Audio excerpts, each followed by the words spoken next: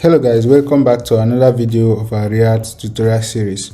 In our last video we saw how to install the Redux Toolkit, and in this video we're going to see how to use the async action in Redux Toolkit. We're going to see how to fetch data from an API and save the data in our state. In cases where we need to fetch data from endpoints, we need to fetch user data, product data, and every other data. Redux Toolkit makes it easy for us by using a method called the createAsyncThunk. Right, so here the problem we're going to solve in this video is to fetch data and store it in the Redux, and the solution we're going to use right away is to use the createAsyncThunk, and the solution we're using is the createAsyncThunk method. Right, in this video I'm going to show us how to solve this problem, handle loading and error state, and even fetch data. In this video we're going to see how to use all of these, ranging from fetching data, handling loading state, handling errors, and of course doing it cleanly using the Redux Toolkit. Let's say we want to fetch a list of users from a public API and display them in a component. So we're going to create a component that will represent each of the users we're going to fetch from this API. And how do we do that? We're going to do that right away by going back to our code. So first of all, we'll go back to our slice, go to our Redux state, go to our slice. If you followed us in our previous video, this is what you're going to see, but right away we're going to delete everything here and create a different slice for our users. So just like we did before, we're going to import two things. We're going to import create slice, and we're also going to import create async thunk. Right, we're going to import two of these from Redux.js Toolkit. And after that, the next thing we're going to do is to import Async. But remember, we've not installed Async. Async is a package that enables us to make an API call. So I'm going to open up my terminal and I'm going to install Async. I'm going to say npm install Async. Now hit enter. This will take a few seconds, and yeah, we're done. So right now I can go back to say import Async from Async. Right, this is the next thing to do. After that, we're going to export something. We're going to export a handler that helps us to fetch the user from a public API. The public API we're going to use is a JSON placeholder API. So I'm going to say export const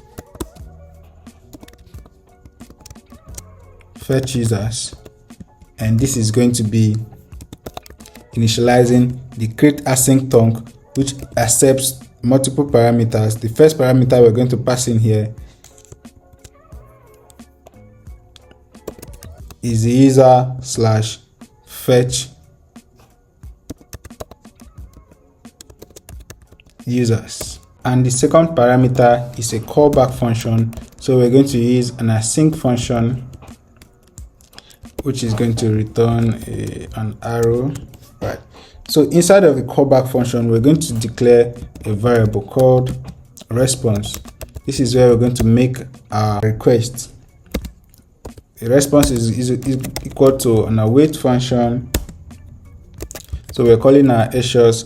The Async is taking few parameters, but what method of the Async are we making? We're taking the get method, which is taking the URL. So this is the URL we are making the request to. We're making the request to https://JSON. I'm going to provide this in the comment section of this video. JSON placeholder typicode.com/users. Right, this is the URL we are making the API call to. So that is going to be the response. And after that, what's the next thing we're going to do? The next thing we're going to do is just to return the response. Of course, the response will have data, so we're returning whatever data we're getting from this response. So from what we can see here, the createAsyncThunk handles dispatching of pending, fulfilled, or rejected actions automatically. It takes care of our actions dispatching. So we'll move forward to creating a user slice. we're going to say const user slice. This is going to initialize our create slice, just like we did in our previous video. Our create slice takes parameters. First parameter is going to be the name. We're going to call this users, and the second parameter is going to be the initial state. And what's going to be our initial state? We're going to have the users, which is going to be an empty array first until we fetch it before we can populate. We can say we're going to give it a status because we want to monitor, want to give it a loading effect. The status by default is going to be idle, and after that we're going to have another property called error. The error by default, our error is null. So for our status, we're going to have different states. First state, just like we did, is our idle state. We're also going to have the loading state. We're also going to have the succeeded state, and we're also going to have, did I spell the succeeded correctly? Yeah, I did. And we're also going to have the failed state. So these are different states you can stimulate for our status. So we'll go ahead to add another parameter outside the named and the initial state, and this is going to be called our extra reducers. Our extra reducers, we're going to have a builder. We're going to have our builder as our property. So inside our builder, we're going to have different methods. We're going to say builder, right? The first method is the add case method. Add case method. What case are we adding? We're adding the fetch users, and we're checking for the pending state, right? Remember we said the create async handles dispatches most of our actions, our pending actions, fulfilled or rejected actions. So we're going to check in for the pending action. We're going to say fetch users dot pending, right? We're going to check for the pending. If that is the case, we're going to have the state, and the only thing we're going to do here is to set, the only thing we're going to do here is to set the state. Of course, the state.status should be equal to loading. So if it is pending, we're changing our status to loading. So from idle, we're taking it back to loading. So what other builder are we adding? We're adding another case, and we're checking for the fulfilled. We're saying fetch user dot fulfilled, right? If it is fulfilled, what are we going to do? We're going to say state, and we're going to say state dot status, right? State dot status. What's going to be the status this time around? The status is going to be equal to succeeded, just like we have here. The status is going to be succeeded.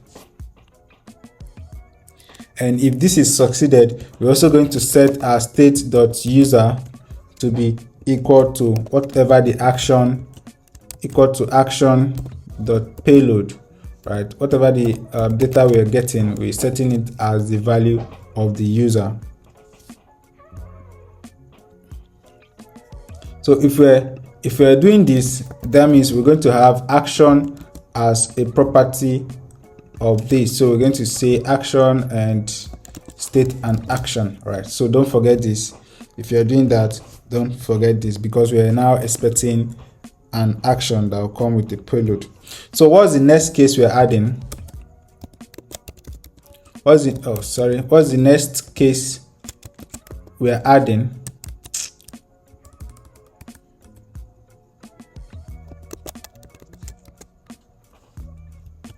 What's the next case we're adding? The next case we're adding is the failed case, failed state. We're saying fetch user dot failed, right? Failed or rejected. Let's say rejected. Yeah. Fetch user dot rejected. What do? We get our state and our payload, right? We get our state and our payload. So what are we doing in this other case? Well, first of all, setting our status to failed. State.status state the status equal to failed. So we're getting this from here, and we do this. And the next thing we're going to do is to set our error. Say state.error.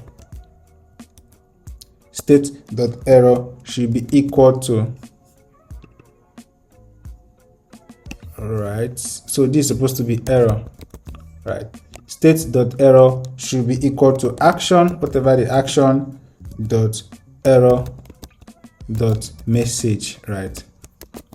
Action dot error dot message. So this is going to be error, not payload. Please correct that. This is going to be action dot error dot payload. So this is it, guys, for our user slides.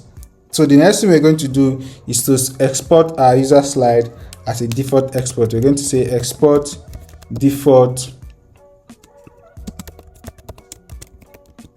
user slides dot reducer, right? We're exporting this as the reducer. So we have export user slides dot reducer. So after this, the next thing we're going to do is to add this reducer we created. We're going to add it to our store.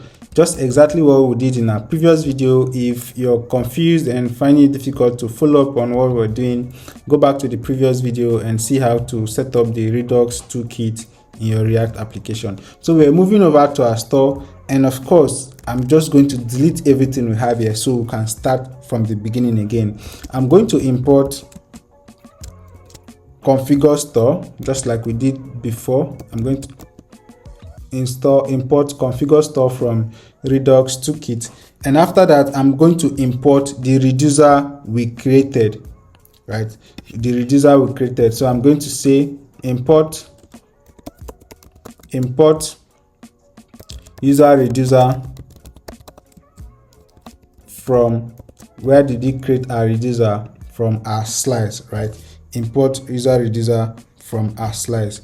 After that, what's the next thing we're going to do? We're going to export our store. We're going to say export const store, right? Which is equal to, we're going to now initialize our configure store. We're going to initialize our configure store. Our configure store takes few parameters. If we remember, it takes the reducer parameter, takes the reducer parameter, which is an object. The reducer parameter takes the user object. The user object is of course now the user reducer we created, exactly what we did in our previous video. So I'm going to save this, and that is all for the store.jsx. So finally, we're going to see how to use the async tongue in our component. We're going to plug the async tongue in our component. And how do we do that? We're going over to our profile page, profile.jsx, and of course I deleted everything we have from our previous video, right? I'm going to delete all of this apart from the stylings, or I'm also going to delete the styles, and we're just going to start from afresh. I'm going to delete everything so we don't get confused. So only thing I have here is the use location, which of course I'm also going to delete. Only thing we have here is a use effect we imported from React, and the use state we imported from React, and I'm going to save it. So the first thing we're going to do for this is to import use dispatch and use selector from our React Redux, right? We're going to say import use dispatch and use selector, right? Use dispatch and use selector from our React Redux. After that, we're going to import the user slides from we're going to import not the user slides now. We're going to import the fetch user handler we created here. We're going to say import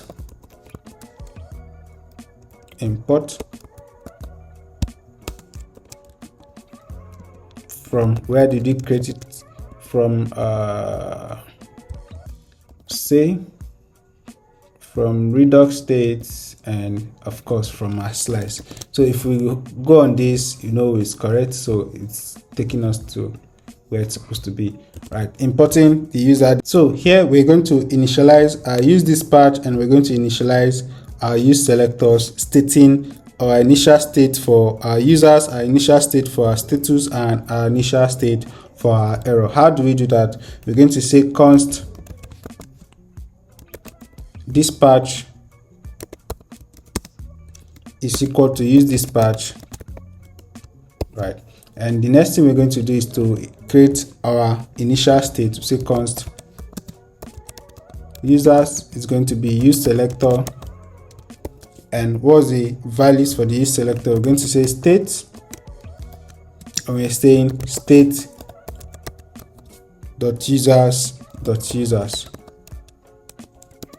state dot users dot users. We're going to do the same thing for our status, and we're going to do the same thing for our error. We're going to say const status is going to equal to use selector, right? We're going to say state, dot users dot status, and we're going to do the same thing for error. We're going to say const error is going to be use selector, and we're going to say state, dot users dot error. So all of these are coming from our, if we go to our slides.jsx, we already have them stated here. We have our state, our user state, status state, and our error state, exactly what we're trying to create here in our profile page. So I'm going to save this, and we're going to proceed. The next thing we're going to do is to create our use effect. We're going to use our use effect to trigger our fetch handler. So here I'm going to say use effect. Of course, I'm going to have use effect imported from React. Please always make sure you have it imported from React. All right, and I'm going to say, I'm going to write few logic here. I'm going to say if status is idle, right?